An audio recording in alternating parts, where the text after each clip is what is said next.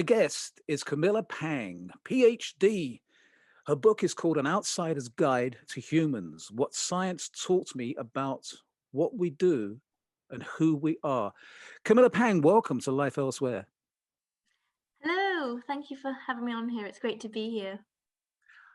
I have to be very, very honest with you. I expected your book to be somewhat stuffy and full of big words, but it's not. It's incredibly readable and better still, it's humorous. It's fun. It's a fun read.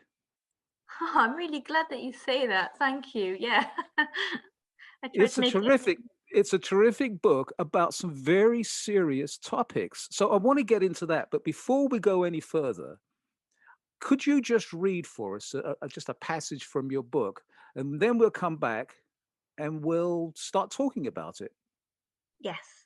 It was 5 years into my life on Earth that I started to think I'd landed in the wrong place. I must have missed the stop. I felt like a stranger within my own species, someone who understood the words but couldn't speak the language, who shared an appearance with fellow humans, but none of the essential characteristics. In our garden at home, I would sit in a multicoloured tent tilted sideways, my spaceship, with an atlas laid out in front of me, wondering what it would take to blast off back to my home planet. And when that didn't work, I turned to one of the few people who maybe did understand me. Mum, is there an instruction manual for humans? She looked at me blankly. You know, a guidebook, something that explains why people behave the way they do. I can't be certain. Picking up on facial expressions was not, is not, and never has been my forte. But in that moment, I think I saw my mother's heart break. No, Millie. It didn't make sense. There were books on almost everything else in the universe, but none that could tell me how to be. None that could prepare me for the world. None that could teach me to place a comforting arm around the shoulder of one in distress, to laugh when others laughed, to cry when others cried. I knew I must have been put on this planet for a reason, and as the years passed and my awareness of my conditions developed and my interest in science grew, I realised it was this. I would write the manual that I had always needed, one that explained humans to others like me who didn't understand, and which would help those who thought they understood to see things differently. The Outsider's Guide to Life, this book. It didn't always seem obvious or achievable. I'm someone who was reading Dr. Seuss while revising for my A-levels.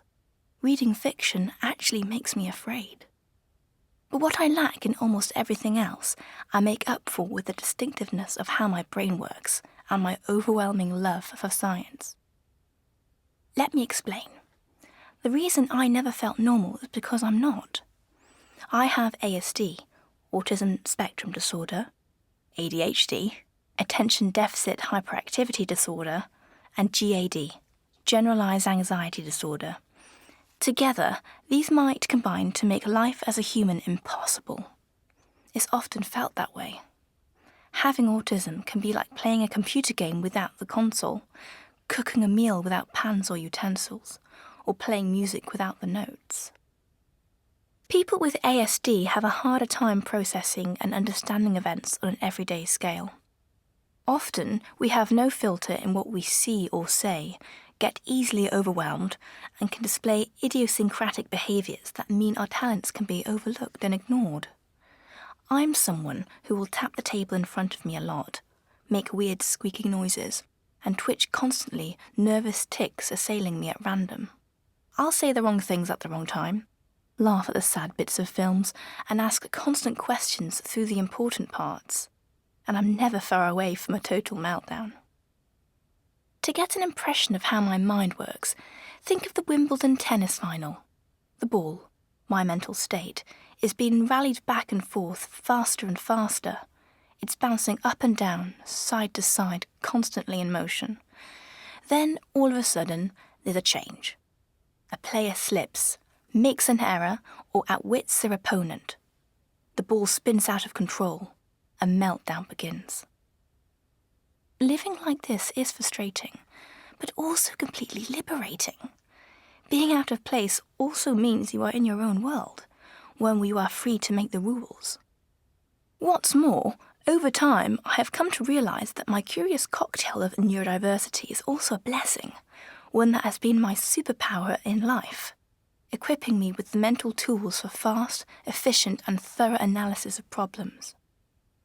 ASD means I see the world differently, and without preconceptions, while anxiety and ADHD allow me to process information at rapid speed as I pogo between boredom and intense concentration and mentally envisage every possible outcome of each situation I find myself in.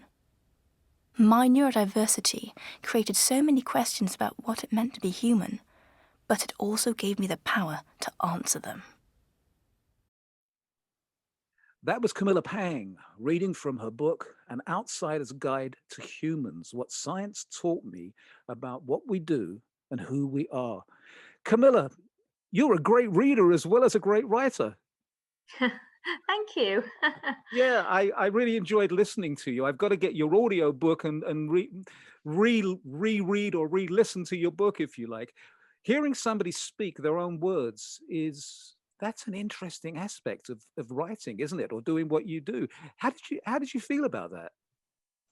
It felt a bit weird at first, but I think once you get used to it, because the audiobook, when you record it, it's like, I don't know, you're in there for 4 days, 9 to 5 or 9 to 6 straight, and you get used to it. It's quite peaceful after a while. It's quite quiet. Yeah. Yes. Now, I don't want to sort of make a big point about this, but you are a very, very talented person who is doing an awful lot in your life. And I want to get into that in a moment.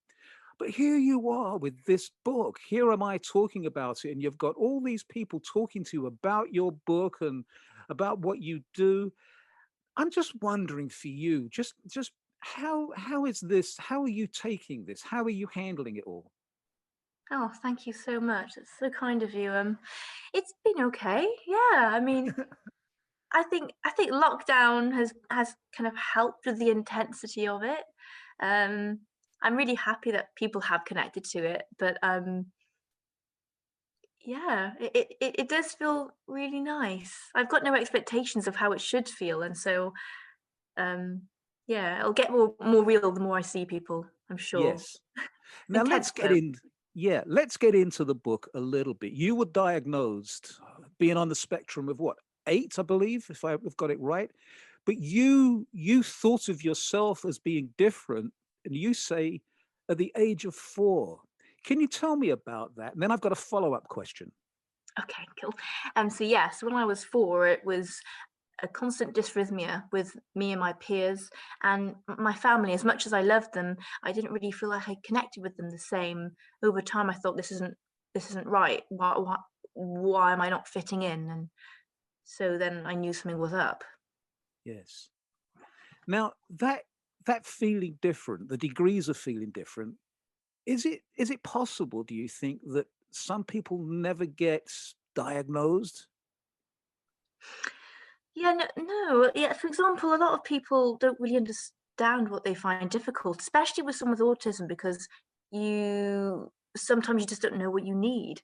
You feel like you're always behind and you're conscious of it.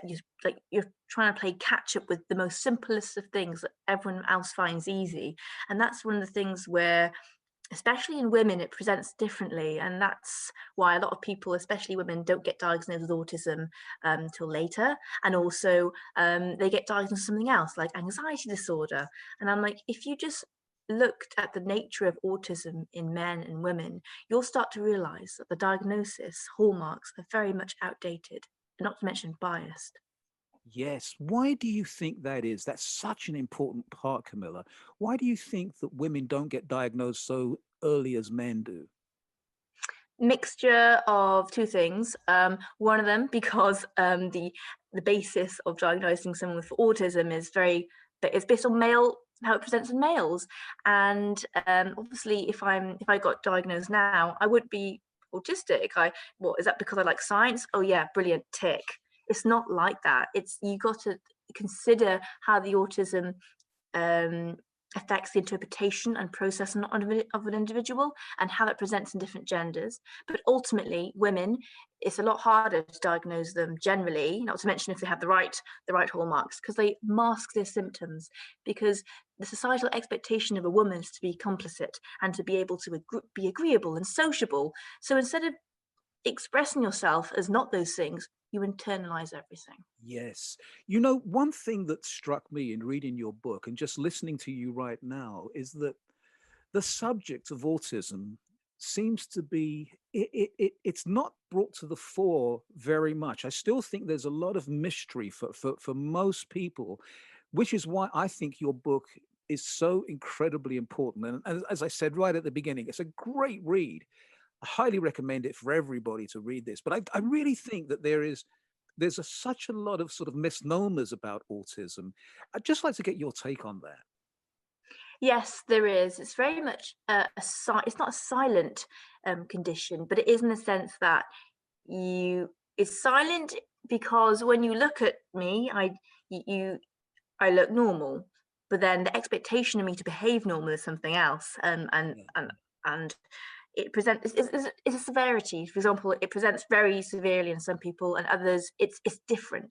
So the nature of autism by nature is quite hard to define. Yes. I was wondering before we started this interview, I was wondering for you, having written this book and having the condition that you have, how you approach this talking to people, because you've got to talk to people like myself over and over again, and I'm sure some of the questions become kind of repetitive. Was that a concern to you for having to do this? Um, I don't know. I think it was more of a logistical challenge. Like, am I on the right Zoom link? Like, Yes. Yeah. that's the main one. Am I on the right Zoom link? Am I on the right phone call? What do I do? It's the steps in between. In terms of like what I say, I prefer Zoom calls because I can see your reaction to what I'm saying, and if I'm Yes. blabbering on, I can wrap it up. And so it's just talking to someone, and you want to make sure that you're concise, but also if they want more detail, then you elaborate. So I've actually got a mechanism of actually speaking right now, and I layer it up like a cake. I give them a foundation, and if that's all they want, then brilliant, stop there. And if they want the second Oh, bit, brilliant. we should all do that, don't you think? If you've got a 5 minute live interview, then you can't give them the whole cake. You got to give them the little bit. Exactly, exactly. Now, there's 11 chapters in your book, and each chapter covers a different area of science. Now, for me as a as a reader, and a non-science person, it was very helpful the way that you've laid your book out. Was that intentional, or was it just the way you did it?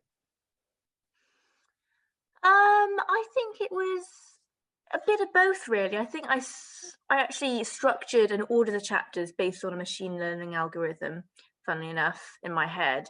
And for this, it was mainly based on making sure the person had a narrative and a guide from which they could follow. For example, I wanted to start with, the boxes and trees, because that was very fundamental. I wanted to take them through the scientific processes that have their own nuances, so that each chapter, it would get a little bit clearer and clearer and clearer. And then at the end would be one in which was about connection and the different chemistries of it, and also etiquette, which is one of the most nuanced things that humans are still trying to fathom. Yes. Something I noticed, and correct me if I'm wrong about this, but the edition that came out in the UK is got a different title and a different cover. Am I right about that? Yes, you're very, very right. Ah, there it is. Yes. Is that's a weird thing that it just seems to happen sometimes. I'm not sure why that is. Is there any do you have any explanation for that? Not that it's important, I guess. No, I think it was quite interesting actually, because I got very attached to the UK name and the UK cover, because that's where that's its home. Yeah. But then when America bought it, they did a bit of a facelift and a revamp, a rebranding, and I thought, oh, all right, okay, I'm into this. And it was difficult initially because I was like, oh no, but then I realized that it's just a completely different market. I thought, brilliant, it's the same thing but in a different form, like sugar coating a pill. It People digest things differently, and if it Yes. makes people connect with it better, then brilliant. Well, I'm going to tell the people that your publishers that I think the British version, the British cover and title is much more appealing, but that's my opinion. So I'm not going to deter anybody from getting the book. It's both covers are terrific, but I like the British one. So there. Very So, so writing the book, I think I read that you were just, it came about from writing notes, from just, it sort of came about almost organically. Can you talk to me about that, how it all came together? Yeah, so I didn't actually realize I was writing it. It was more of a process that I collected throughout my childhood, from sticks to leaves to post-its to positions in books that I'd lay out on my floor. And I didn't really realize that it was something I was writing until later on, where I could write. And throughout my life, I've journaled and I kind of put the leaves in the books. And then before you know it, I've got stacks of them. Yes. And then I actually found out that I actually written the book inadvertently in my PhD thesis. And so my supervisor was like, "You've written your thesis, but you've also written something else in here, which is great, but it's not part of the thesis." And I was like, "Oh no, that's awkward." So I showed it to my sister, and she found it really useful. And I was like, "Okay, maybe I should make it into something." I had such minimal expectations of what it would be like, and so for it to become this far is just incredible. Yes. So that leads me to ask you, actually putting the book together. I'm just wondering, for you, for Camilla Pang, was it an enjoyable experience, or what was the emotive feelings that you had, or were there? You answer that, because I'm almost answering it for you. Oh, it's fine. It was, so the question was it an enjoyable experience Yes, writing the yes, book? yeah, Yeah, the ability to make sense and express yourself in an outlet is always an enjoyable process, no matter what you're writing about. If it's something you're struggling with, if it's something you're understanding or being excited about, the process of writing and putting stuff together is something that I find very enjoyable and instinctive, and that is something that I don't take for granted. There are many things in life that I don't have a natural instinct on, and this is one of them. And I was like, ye- brilliant. yes. You like to draw. Yes, I love to draw. Before I write, I always draw because I need to visualize things and how they are in 3 or 4D, or 2, 3, 4D. And then from that, I'm like, okay, this is what I have. This is how it moves. And then from how that picture moves, I then write about it. Yes. This is something which I'm curious about, because I think at some point in your book you talk about being a scientist or being an academic in that respect and not being artistic. But to me, both things seem to sort of meld together, particularly with what you have written. And I maybe I'm peculiar like this, because I grew up being fascinated by art, but I've always been fascinated by science at the same time. So I just wanted to know from you, Camilla, is that how you see things? Is that your sort of perspective on life? Yes, definitely. I think first of all, first and foremost, to be a scientist, you don't have to be unemotional. If anything, you need that artistic expression to be able to know what you're dealing with. And when it comes to art, that's it's ironically two very different sides of the same coin. They're very much linked, and to be able, both of them are of they ask questions in nature, they poke the different interpretations of what the world is, and they find patterns within it to express what is happening, be it through numbers or through pictures. It's both stems from curiosity and the ability to make sense of what's going on around you. This is a difficult question. Oh, go on. Okay. Do Hit me. you do you think that when people know that you are on the spectrum, do they treat you differently than they would if they didn't know? um it's an interesting question, because I never know whether it's I can't, if they do treat me differently, I don't notice. And if they do, is it because I'm a woman? Are they being sexist? Are they being racist? You don't know why people are treating you differently, whether it's due to your autism or another feature. But ultimately, this is something that I do want to highlight, that, for example, if you're having trouble with something, right, and you're trying to troubleshoot why you're feeling this way and how to solve it. If someone helps you and enables you through the process of doing it, as opposed to saying, oh, yeah, you need help controlling your emotions because you're autistic, then I'm like, don't use that as a leverage to invalidate what I'm trying to do. Because ultimately, I'm trying to solve a problem. So I think people can use it against you quite a lot, but you need to be careful of that. And I've develop mechanisms in order to detect people that do that explicitly, which is actually easier because it's more obvious, and ones that treat you differently because you're like, oh, let me help you with your emotional management. And I'm like, Ah, I don't need emotional management. I'm great, thanks. I just need you to help me with this process and to help rationalize why the train isn't scary. Thank you very much. thank you so much for explaining that. Wow, you really explain things so incredibly well. Another reason why this book is such a great read. Have you ever had to face? You mentioned about racism. Have you ever had to face any sort of that kind of almost schoolyard silliness and you've talked about how kids do treat you differently at school.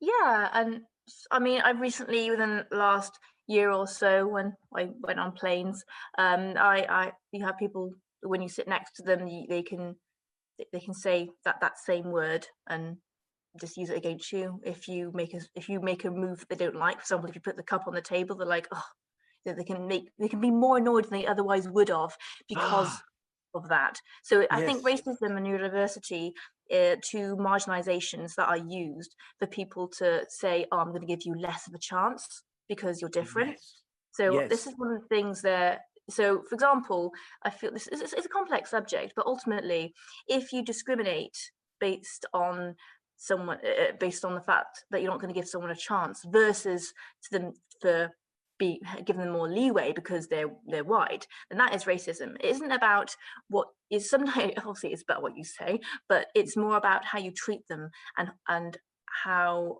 much faith you have in that person. yes, yes. Thank you once again for explaining that. Oh, this is so good. Camilla, talk to me or let my audience know about what you do these days, what you're up to, because you have a full-time job, but you also do part-time work. And I think in the where we are right now, I think this is such an important part that we should let everybody know about. Yes, so I'm a full-time scientist and I work at a pharmaceutical company in translational bioinformatics, which basically means looking at biological data on the computer and making sense of it and finding patterns in it so that we can make decisions for, drug therapeutics. So that's my full-time job. But I'm also a writer in my free time, but I also volunteer a lot, both at labs involved in cancer evolution and also charities that enable people with special educational needs to take up STEM. So yeah, I do that. You're a busy person. Yeah, but I love it. You love it. Yes. I love your enthusiasm. So so you've got this book out. And here we are. Here am I raving on about it. Just a delightful book. It's a wonderful read, so informative. What's next? You say you're writing. What's next for you in the writing arena? Well, I'm always going to be writing. I have plans for book two, but nothing's confirmed as yet. But I'd like to think within the next, I don't know, year or so, I'd have another one that I want to write about, mainly highlighting life beyond the algorithm. Because, if it was that simple, we'd all be bored. And also, if it was that simple, then my autism probably wouldn't present itself as how it has. So Yes, if there yes, was something more to discover. yes. Here's a quick question for you that in talking to you, I feel like I'd like to ask you. Your family, they must be so incredibly proud of you. They really are, honestly. My parents have been such um support doesn't even do it justice. They've been imperative to the whole process of enabling me to be who I am and not saying, oh, you should be this, but being like, well, this is how she is. Let's just make sure she doesn't get arrested or make sure she enjoys the process of living. And I think those two simple things have enabled me to find my own way. But they've Yes. guided me in places where I've been stuck. But both my mum, my dad, and my sister, Liddy, who lives in America at the Oh, moment. okay. Yeah. Um, I don't often say this to people that write what non-fiction books, but this is a non-fiction, but it's a memoir, but it's. I'm just wondering if anybody's approached you about making a movie, because it just seems to me to be so cinematic, and then maybe it's because of the way you've written this book. Thank you. There have been quite a few different TV production companies that we're kind of talking to and brainstorming, and I'd like to think it would be interesting if it was a movie. Be up for that, and Yeah. yeah, no, it'd be quite, yeah, I'd be up for that. But this is well, talking, work in Yes. progress. Right. Well, the one of the reasons I asked that question, because I've got another follow up, and that is I can't see anybody else playing Camilla Pang except Camilla Pang. Wow. I mean, yeah, I don't know. I think it's definitely going to be an interesting one if it does go ahead. And that's the thing. It's to what extent can I trust someone else to do the process that I've been through and to express my story and do it justice. So Yeah. yeah, it'd be a very interesting audition process. That's for sure. Absolutely. Yes, indeed. The title of the book is An Outsider's Guide to Humans: What Science Taught Me About What We Do and Who We Are. Camilla Pang is my guest. And one last question for you, Camilla. Do you consider yourself still, after writing this book, an outsider? I think we all are, but that's fine. I'm happy being who I am in my world, and yeah, yes, I do, and I love it. Yes. Yeah. Well, I like it that you're an outsider, and I welcome you to my outside world as well. So thank you so much. Yeah. Thank you so Camilla much. Pang. Camilla Pang has been my guest, a delightful guest. Once again, I'm going to give you the title because it's really important. An Outsider's Guide to Humans: What Science Taught Me About What We Do and Who We Are. And for my UK listeners, let me see if I can find the title here again. Um, it is Explaining Humans. That's the title in the UK, and it's got a different cover. Camilla Pang, thank you so very much for joining us at Life Elsewhere. Thank you so much. It's been really great. It's been an honor. Camilla, thank you so much. You're absolutely delightful, and I'm very sincere about this. This book actually took my breath away. I just thought it was such an incredible read. I really did. So, Thank you thank so you much. so much. Yeah, Very kind. yeah, Have a lovely day. yeah. And you. Bye bye now. Bye bye. Bye bye.